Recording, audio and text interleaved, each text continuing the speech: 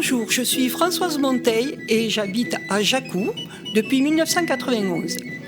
Déjà depuis quelques années, je fais la crèche et le village occitan et depuis 4-5 ans, j'ai décidé de mettre l'accent sur les bâtiments de Jacou, surtout ceux qui ont une histoire dans Jacou. J'ai commencé il y a 4 ans par l'ancienne mairie, que vous avez peut-être certains connus, qui était aussi la première école de Jacou. Donc c'était école mixte et mairie.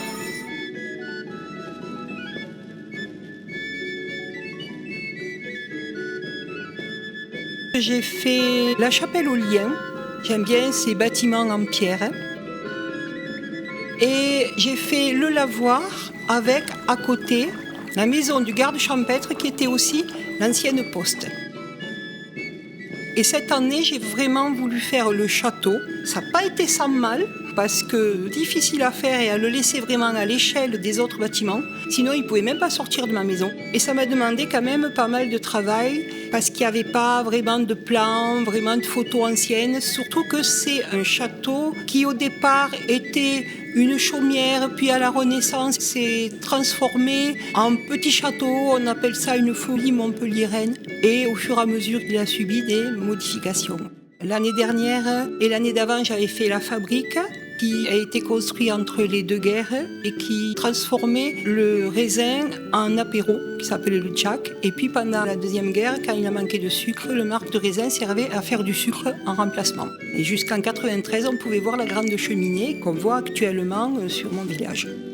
Sur la place où donne la chapelle aux liens et le premier étage de la fabrique, vous avez l'écurie, qui était l'écurie du château, où se trouvaient aussi les chevaux qui servaient pour le travail. Et vous pouvez voir le maréchal Ferrand, donc, qui s'occupe des sabots des chevaux. On peut remarquer le long de la chapelle aux liens, sur l'angle contre l'entrée, qu'il y a un petit dénivelé dans le mur qui permettait aux charrettes de passer sans difficulté, parce que les rues étaient plus étroites. Ensuite, comme métier, vous verrez le souffleur de verre. À Jacou, il y avait les repasseuses. Comme il y avait beaucoup de moutons, parce que la terre n'était pas assez riche pour qu'il y ait des bovins, donc vous avez le tondeur de moutons avec le monsieur qui fabriquait les matelas avec la laine des moutons. Et il y avait des petits marchés, vous pouvez voir le marchand de poissons, le marchand de légumes. Il y a aussi la dentelière, la couturière. Vous avez le boulanger qui fabriquait le pain, qui était fait avec le blé qui poussait dans les environs, qui était récolté et qu'on amenait à l'aire de battage qui se trouvait en face de la mairie. Et de là, au fur et à mesure, le blé allait jusqu'au moulin où on faisait la farine. Et ça continuait, c'était le cycle des métiers.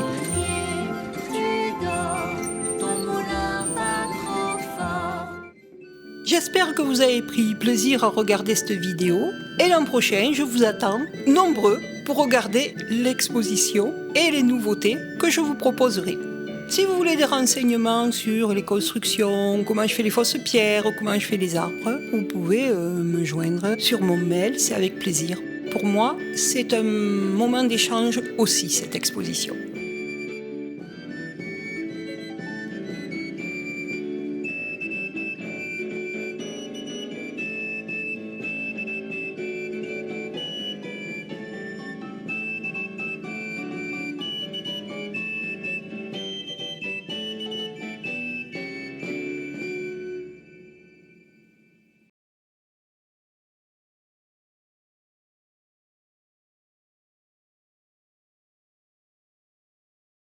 Bonjour, je m'appelle Marie-Christiane Arléry, j'habite Jacou depuis 1974, mais j'y viens depuis 1967. Alors aujourd'hui, je vous présente mon travail en dentelle au fuseau. Tous les santons sont habillés avec cette technique. Je me suis inspirée d'un livre d'une Finnoise, Jana Novak. Et pour les Français, si je parle de dentelle du Puy, peut-être que ça parlera à certains. Ceci dit, il y en a pas mal en France et dans le monde entier. J'espère que cela vous plaira.